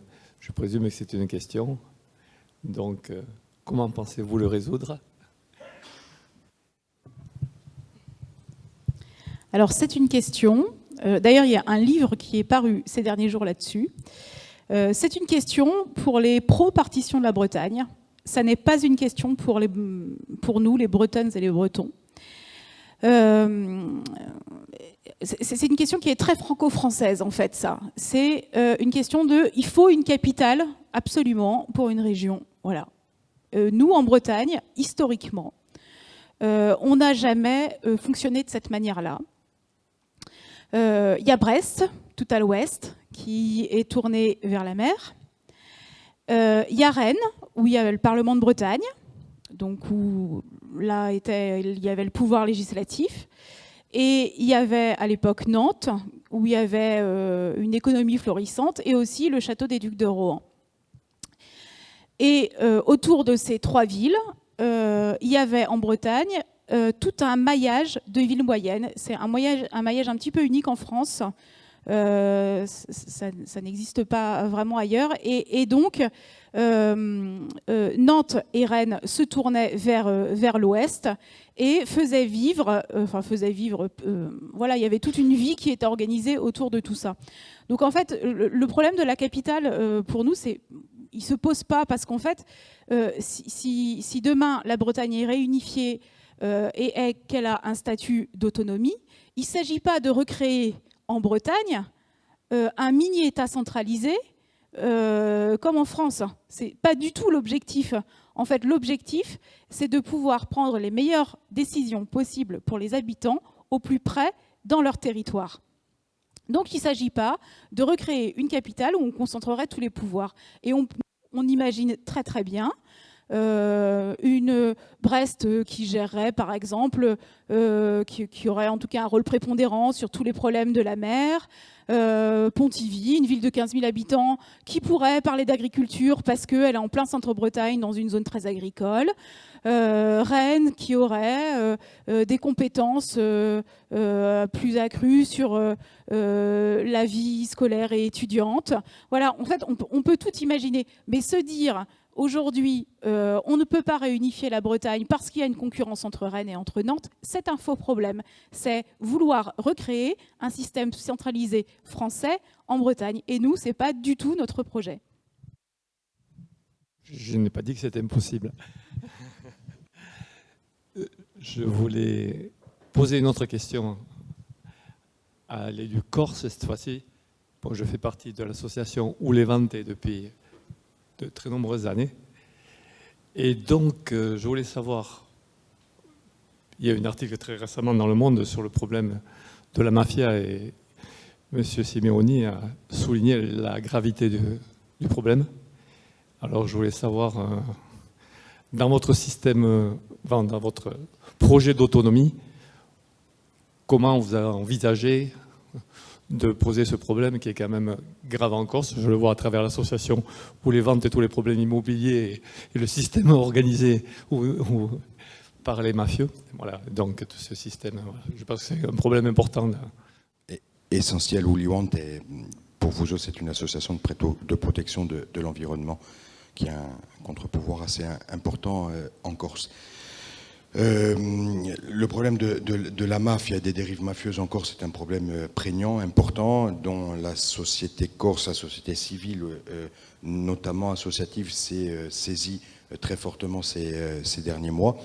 Et c'est un des reproches des détracteurs de l'autonomie qui nous disent « Ouh là là, oui, mais demain autonome, attention, c'est la mafia partout ». Donc déjà, première réponse, c'est pas une réponse facile, mais c'est de dire qu'il y a un problème mafieux grandissant en Corse depuis des années, dans un des pays les plus centralisés au monde. Donc ce n'est pas l'autonomie jusqu'à présent qui a favorisé le système mafieux. Il a pu prospérer en toute tranquillité, alors qu'on a un État qui est tout à fait judiciarisé, policier et tout. Donc voilà, ça c'est la première chose. Ensuite, c'est mettre en place des mécanismes, et ça, l'autonomie doit pouvoir le permettre, des mécanismes démocratiques de transparence, de protection de l'élu, pour que notamment la passation des marchés publics, ce genre de choses, se fasse de manière tout à fait transparente, encore plus qu'elle ne se fait aujourd'hui. C'est l'affirmation d'un certain nombre de valeurs, et notamment dans la délibération à laquelle je sais précédemment référence, on a listé 5 enjeux importants, enjeux sociaux, économiques, enjeux démocratiques, enjeux de la réorganisation territoriale avec un principe de subsidiarité, etc.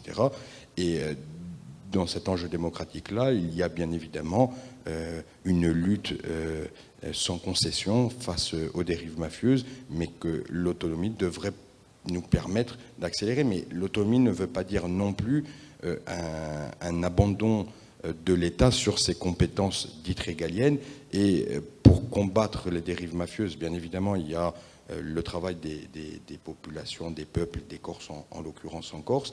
Il y a le travail des élus, mais il y a aussi le travail de l'État, notamment à travers sa police et la voie judiciaire. Donc il faudrait aussi que l'État, sur cette question-là, se mette à niveau.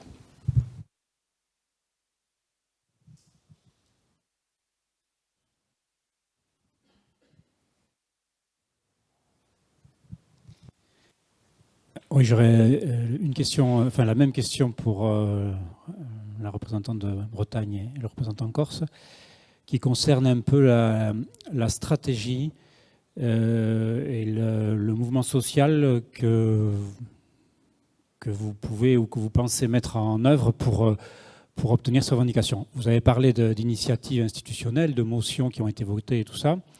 Est-ce que parallèlement à ça, vous avez une vision stratégique sur quelle force sociale, syndicale, associative vous allez pouvoir mobiliser, quelle stratégie vous allez pouvoir mettre en place, des mobilisations populaires, des manifestations, des pétitions, de la désobéissance civile, etc. etc. Est-ce que vous avez une vision par rapport à ça, des projets, des calendriers? Est-ce que vous revendiquez notamment le fait que le peuple corse ou le peuple breton soit à un moment donné consulté sur cette évolution institutionnelle? Bon, voilà, tout un tas de questions qui ont plus à voir avec la stratégie pour obtenir donc ces avancées institutionnelles.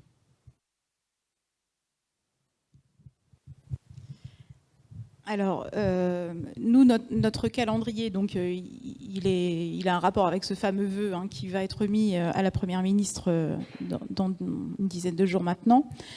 Parce qu'on c'est pas pour rien qu'on lui le remet, c'est parce qu'on sait qu'il va y avoir une réforme institutionnelle. En tout cas, on en parle beaucoup. Et donc, nous, on souhaite peser dans ce débat. C'est pour ça qu'on rend un rapport aussi complet. On souhaite peser dans ce débat et on souhaite en particulier que soit lancé le débat de la démocratie territoriale. Voilà. Alors, comme l'a dit justement Romain, nous, on n'est pas une île. Donc, on sait de toute façon qu'on ne bénéficiera pas, en tout cas pas pour l'instant, d'une réforme constitutionnelle. Et en plus, on n'est pas majoritaire, nous, les autonomistes en Bretagne. Nous n'avons pas cette immense chance. Donc, on sait qu'on va devoir peser d'une autre manière. Et la manière dont on souhaite peser, c'est de peser sur une réforme institutionnelle et notamment sur une consultation du peuple breton sur la réunification de la Bretagne. Alors, le calendrier, c'est une consultation courant 2024. C'est le souhait du président du Conseil régional de Bretagne. Alors, évidemment, ce n'est pas du tout le souhait du Conseil régional des Pays de la Loire. Mais bon, il y a quand même des avancées sur ces questions et on a senti dernièrement le gouvernement quand même assez ouvert sur cette possibilité. Bon, on ne sait jamais trop, mais en tout cas, nous, notre objectif, il est là. Et une fois que la consultation aura été faite, ce sera bien de montrer qu'on ne souhaite pas, une fois que la Bretagne sera réunifiée, comme je disais tout à l'heure, que Rennes et Nantes soient deux villes qui se fassent de la concurrence en se tournant vers Paris, mais plutôt deux villes qui soient complémentaires et qui se tournent vers l'ouest, vers la Bretagne. Merci. Vous avez posé beaucoup de questions complexes. Le calendrier et la consultation, nous, on y est tout à fait favorable. Le gouvernement nous l'a posé un petit peu un moment donné, comme un préalable, et, oh là, il va falloir consulter les Corses, en supposant que nous, on y serait hostile. Nous, on y est tout à fait favorable, on y serait bien davantage favorable avant qu'il y ait une consultation du Congrès, donc de l'Assemblée et du Sénat. Parce que ça permettrait aussi au gouvernement d'aller devant le Congrès français, de dire, regardez, les Corses, ils ont voté, en supposant qu'il y ait un vote majoritaire en faveur du projet que l'on soumettra. Bon, là, on ne sait pas, avec la visite d'Darmanin et de Macron, s'ils font passer ça après, c'est clair que ça nous enlève un argument massu devant le Congrès, devant le Sénat et l'Assemblée, de dire respectez si vous sortez d'un référendum avec 65% ou 60%, bon, c'est quand même un massu. Ça, c'est la première chose. Donc oui au référendum, à la consultation locale, populaire.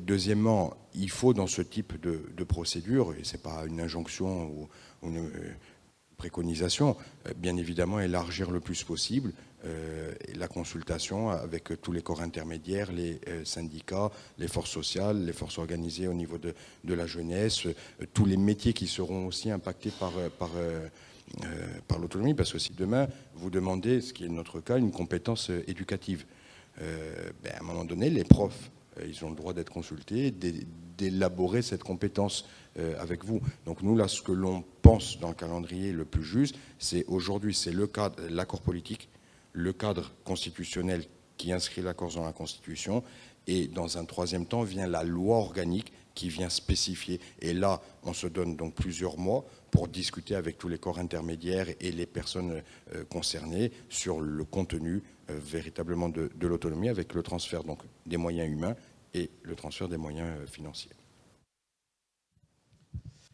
Moi, j'avais deux questions, mais je ne vais pas répéter celle de Diakesh parce que c'était à peu près la même à ton attention, Romain. On a déjà mis l'échec aux trois de vos interventions. Mais la question, justement, à partir du moment où on a un État français qui viole ses propres lois, qui est capable de piétiner son propre Parlement, son Assemblée, etc., ça paraît compliqué de rentrer dans un processus de négociation avec une délibération, aussi bien votée soit-elle, dans une Assemblée territoriale. Et donc j'avais la même question de comment on fait à un moment donné pour créer un problème politique à l'État centralisé et avec l'intuition, mais en tout cas c'était ma question, de comment on fait, j'appelle pas à mettre la Corse à feu et en sang, mais on se rend bien compte que malheureusement il n'y a qu'à un certain degré de violence que l'État français commence à bouger. Donc j'appelle surtout pas à la violence, mais je me pose la question de comment on fait pour activer cette société civile et que toutes les composantes qu'une militante et un militant écologiste, au moment où ils bataillent sur ces questions-là, se rendent compte qu'avec un statut institutionnel supérieur, sa lutte irait beaucoup plus vite, beaucoup plus loin, si tant est qu'après les forces politiques locales soient majoritaires pour pouvoir... et donc je pourrais le décliner sur toutes les thématiques. Mais bon, ça recoupe un peu la question de Diakesh. J'avais une autre question à Lydie. Nous, dans les moteurs de mobilisation qui ont été les nôtres ces dernières années pour obtenir la première institution, même si ce n'est pas celle qu'on voulait, il y avait beaucoup de sentiments de mépris parce qu'on n'avait rien, on n'était rien, on n'était pas reconnu, et ça a été une espèce d'essence dans le moteur de la revendication institutionnelle. Et comme vous avez les deux thématiques. Vous êtes un conseil régional et vous demandez un statut supérieur, mais vous avez aussi le territoire qui n'est pas encore reconnu, puisque vous demandez la réunification. Et dans quelle mesure vous articulez ces deux axes, et est-ce que justement l'axe de la réunification, ça ne peut pas être un levier pour mobiliser des gens qui se disent en fait ça ne suffit pas. Il y a toujours ce risque. Nous, c'est une des interrogations qu'on a à la veille de reprendre le chapitre de l'évolution institutionnelle. Est-ce qu'on n'a pas une frange de la population qui va nous dire écoutez, vous nous avez bataillé pendant des années pour qu'on ait quelque chose, maintenant on a quelque chose et ça ne vous suffit quand même pas. Et donc comment on fait pour justifier l'étape suivante, et est-ce que sur la territorialité en Bretagne ça peut faire écho, ou c'est des choses auxquelles vous avez pensé? Je réponds à la première question, je passe le micro. La question, elle est fondamentale. Ta question sur le rapport de force démocratique, et à un moment donné, quand ce rapport de force il arrive au bout, qu'est-ce qu'on fait? Nous, on sort d'une histoire qui est conflictuelle, qui a duré pendant 40 ans, 50 ans, je dirais, avec des morts, avec des centaines d'années de prison, avec des milliers d'attentats, des drames. Donc, on a décidé d'en sortir, et d'en sortir de manière irréversible et s'engager sur un chemin qui consacre exclusivement la démocratie. Mais si à un moment donné, la démocratie, quand elle triomphe, en face l'État, lui ne l'accompagne pas, ça pose un réel problème d'organisation. Donc c'est sûr que ça suppose, si on arrive au bout, mais moi je ne voudrais pas encore tout à fait, je ne voudrais pas faire une réponse de politique. Je ne veux pas aujourd'hui venir ici et dire qu'on arrive au bout du processus. il y a encore quelques mois, un ministre de l'Intérieur jamais n'aurait prononcé le mot autonomie pour la Corse. Là, Darmanin est venu en Corse, a dit bon, le principe, le concept semble acquis. Je veux dire, donc il y a quand même un bond. On a Emmanuel Macron qui vient devant nous en délégation et qui nous dit il faut que la Corse retrouve son destin méditerranéen et qu'elle s'aligne grosso modo sur le statut des îles méditerranéennes. Alors bien sûr, ça peut être des entourloupes, c'est des mots, c'est des choses, mais il y a quand même quelque chose qui a évolué et qui a bougé, certes dans un climat de violence. Aujourd'hui, il faut que la démocratie elle trouve toute sa place. Si, dans les mois à venir, en tout cas, nous, c'est ce qu'on compte faire, c'est intensifier le rapport de force démocratique avec les élus, avec les syndicats, avec les manifestations populaires. Le parti auquel j'appartiens, des réunions comme la vôtre là, où on va dans tous les villages, où on explique ce que c'est l'autonomie. Il y a eu des campagnes d'affichage, on continue à intensifier. Je reviendrai dans un... Si le processus n'est pas, si vous m'invitez, n'a pas abouti, et là on pourra vous en dire plus, mais il faut qu'il y ait un rapport de force permanent qui soit massif et qui dépasse le seul cadre institutionnel. Les élus seuls ne peuvent pas tout faire. Alors moi, je rejoins totalement la dernière phrase. Les élus seuls ne peuvent pas tout faire. Bon, nous on le voit aujourd'hui. Comment dire, sur la partition de la Bretagne, ça fait maintenant des années qu'il y a des manifestations, pratiquement tous les ans. Bon, quand il y a eu la réforme territoriale, il y a eu un regain d'intérêt. Il y a eu beaucoup de monde dans la rue. On n'a pas eu gain de cause. Et depuis, j'avoue que c'est un petit peu difficile. On a du mal à mobiliser. Et puis je crois que plus le temps va passer, malheureusement, plus ça sera compliqué. Donc maintenant, il faut que ça aille vite. C'est aussi pour ça qu'on a changé un petit peu, nous, à l'UDB, notre fusil d'épaule, parce que pendant longtemps, on a parlé, alors on en parle toujours, attention, hein, qu'on soit bien d'accord, du peuple breton, des droits des peuples, à la reconnaissance, à disposer d'eux-mêmes, etc. C'est très important. On ne revient pas du tout là-dessus. Mais par contre, on est arrivé au bout d'une mobilisation. L'ensemble de alors ce qu'on appelle chez nous l'EMSAO, c'est-à-dire des militants culturels, etc. Voilà, on est arrivé au bout de cette mobilisation-là. Et je crois que là, maintenant, il faut qu'on passe à autre chose. Et c'est pour ça qu'on a lancé cette campagne, l'autonomie pour changer la vie. C'est de montrer quel va être l'impact de la réunification dans la vie quotidienne des Bretons et des Bretonnes. Et cet impact-là, ce serait d'avoir un territoire plus équilibré et que chacun puisse y trouver son compte. Nous, c'est un peu le pari qu'on a fait. On espère que ça va fonctionner. Pour l'instant, on n'a pas encore suffisamment de recul pour le savoir. Évidemment, on essaye d'être de toutes les mobilisations sociales. On est là sur les manifs pour les retraites. On est là sur les manifs pour les langues de Bretagne. On essaye d'être le plus présent possible. Mais quand même, ce qu'on essaye d'instiller aujourd'hui, c'est comment l'autonomie dans une Bretagne réunifiée peut changer votre quotidien. Voilà, c'est un peu notre manière de voir les choses. On verra dans 5 ans si ça a payé ou pas. En tout cas, nous, on avait l'impression là d'être au bout de quelque chose, de les revendications culturelles, etc. On avait un peu l'impression d'être au bout, donc on a enclenché autre chose. J'espère que ça fonctionnera.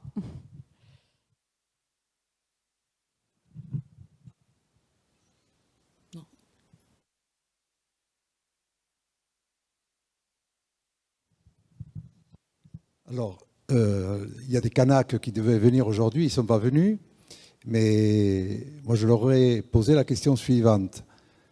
En 1984-85, au moment des événements en Nouvelle-Calédonie, Edgar Pisani était allé là-bas, Mitterrand l'avait envoyé pour régler une situation très compliquée, et il avait évoqué l'hypothèse de l'indépendance association.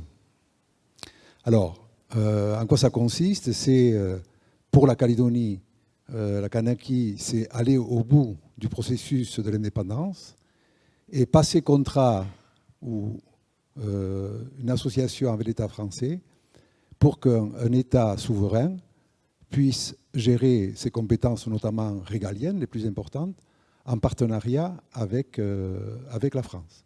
C'était ça le schéma. Je sais qu'en Nouvelle-Calédonie, c'est une hypothèse qui est travaillée.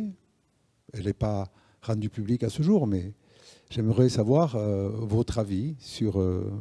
peut-être, c'est pas encore, on n'est pas arrivé à ce stade en Corse, mais est-ce que c'est une hypothèse qui fait partie des sorties possibles? C'est-à-dire acquérir une pleine souveraineté à un moment donné et partager la gestion de cette souveraineté avec un autre pays. C'est un peu une hypothèse qui est en train d'être travaillée en Espagne, c'est-à-dire évoluer vers un pays fédéral, quoi, en fait. C'est ça que ça veut dire, ce format-là. Nous, souvent, les détracteurs de l'autonomie, d'une évolution statutaire et d'une solution politique, nous disent oui, mais c'est l'antichambre de l'indépendance. Bon, là aussi, on fait une démonstration que non, c'est pas vrai. Ça peut, un statut d'autonomie peut déboucher vers de l'indépendance, mais c'est pas de facto. Nous, ce qu'on dit, c'est que notre boussole, c'est la démocratie. C'est-à-dire, on dit à nos détracteurs de l'autonomie aujourd'hui que moi, je n'ai pas à hypothéquer les choix de mes enfants qu'ils feront dans 20 ans ou 30 ans, au nom de quoi? Au nom de quoi, demain, vous pourriez dire, oui, mais le Pays Basque, on veut bien vous donner une réforme, mais si la réforme est bloquée pendant 200 ans, non. Je veux dire, et sur ce principe-là que vous évoquez, aujourd'hui, c'est pas le moment. Très clairement, aujourd'hui, on est sur les trois choses que j'évoquais, sur la traduction institutionnelle et sur un statut d'autonomie. C'est ce qui fait large consensus en Corse aujourd'hui, donc on n'évoque pas d'autre chose. Par contre, et ça a été une des négociations avec le courant indépendantiste, et ça précise un petit peu la question, on a dans la délibération qui a été votée à 75% à l'Assemblée de Corse, mis une clause de revoyure. Alors là, nos détracteurs disent « Ah, mais ça veut dire que dans 10 ans, vous allez à l'indépendance ». Non, c'est juste que dans quelques années, on fait le bilan du futur statut si on l'obtient. On dit, voilà, après, nos enfants, je vais mettre ça sur leurs épaules, décideront de ce qu'ils veulent faire. Aujourd'hui, le moment, je ne dis pas que ce que vous évoquez, ce n'est pas conceptuellement, et après, il faut aussi réinterroger les concepts d'indépendance, mais je ne dis pas que ça ne fonctionne pas, c'est pas ça que je dis. Aujourd'hui, nous, notre moment, là, au moment où je vous parle, c'est l'autonomie. Après, l'idée d'indépendance n'est pas un crime, loin s'en faut, donc si en France, elle l'est souvent, mais elle ne l'est pas pour autant. Voilà, bon, on me fait signe, donc, à moins qu'il y ait une dernière question. Voilà, donc, ah ben voilà, la dernière.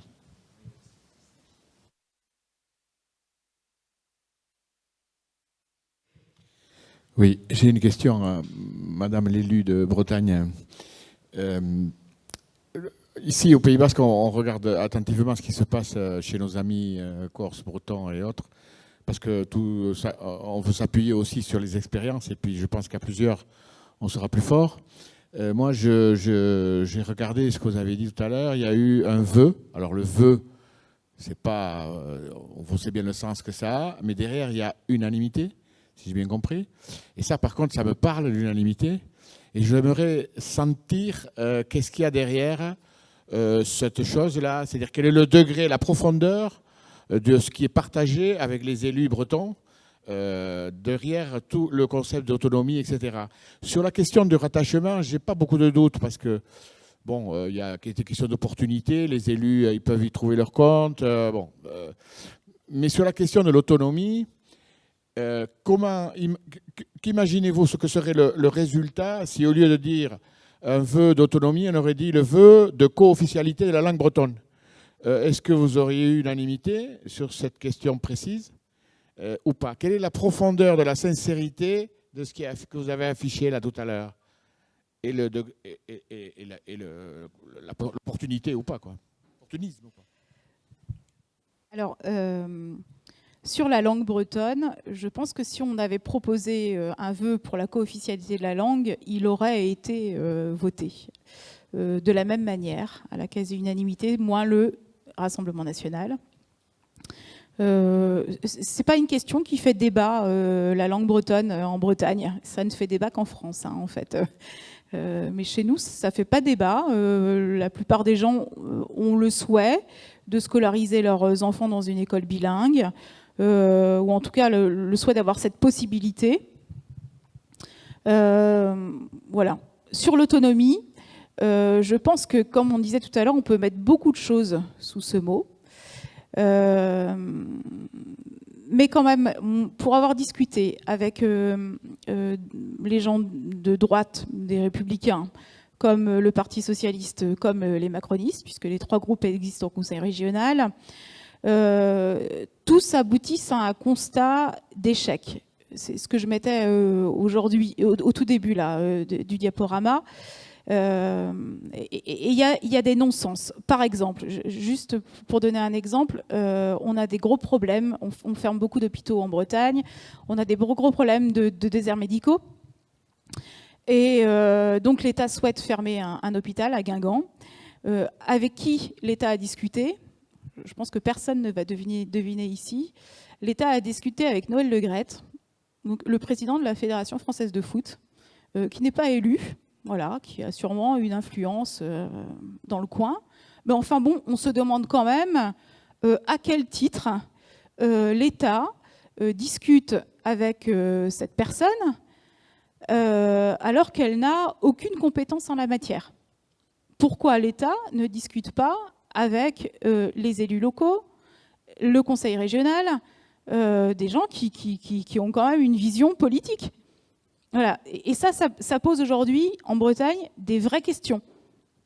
Donc je pense que quand même, sous cette notion d'autonomie, il y a quand même ce constat d'échec et cette volonté de vouloir apporter une réponse. Un autre problème, c'est la question de l'argent. C'est-à-dire qu'aujourd'hui, une région peut avoir envie, peut vouloir avoir des projets, mais elle n'a pas les moyens de fonctionner. Il faut savoir qu'en Bretagne, le budget du Conseil régional de Bretagne, donc des administratifs, les 4 départements, est moins important que le budget de la métropole de Rennes. Donc comment voulez-vous, aujourd'hui, dans un conseil régional, avoir des politiques ambitieuses? C'est juste impossible. Donc il y a ce constat-là, qui est, on ne peut pas continuer comme ça, parce qu'en fait, quel projet on peut présenter aux Bretonnes et aux Bretons si on n'a pas les moyens de le mettre en œuvre? Donc il y a cette vraie question. Après, je ne suis pas certaine que chez les Républicains ou au Parti socialiste, on souhaite, ou même chez les macronistes, vraiment une autonomie pleine et entière comme nous, on la conçoit. Et je ne suis pas sûre que sous le nom autonomie réglementaire, législative et fiscale, on entende exactement la même chose. D'ailleurs, Loïc Chenet-Girard, le président du Conseil régional, a dit que ça serait à constitution constante. Bon, nous, ce n'est pas de cette manière-là qu'on entend les choses. Mais quand même,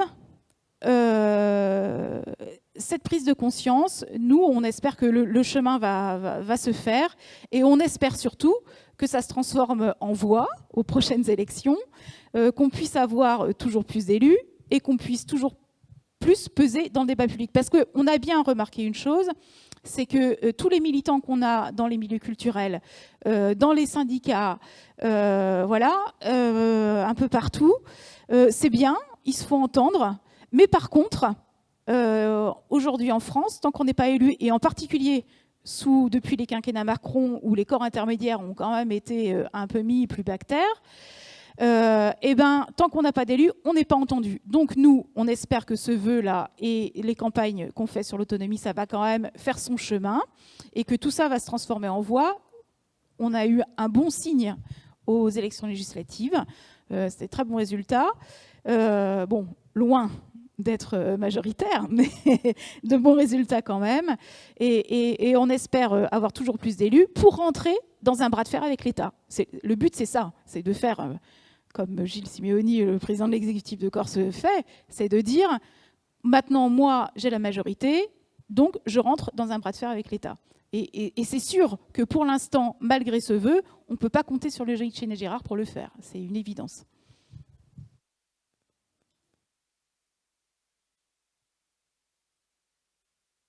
Non, je vais pas conclure en langue basque, je vais vous épargner ça. Merci, moi je trouve ça très intéressant et très inspirant.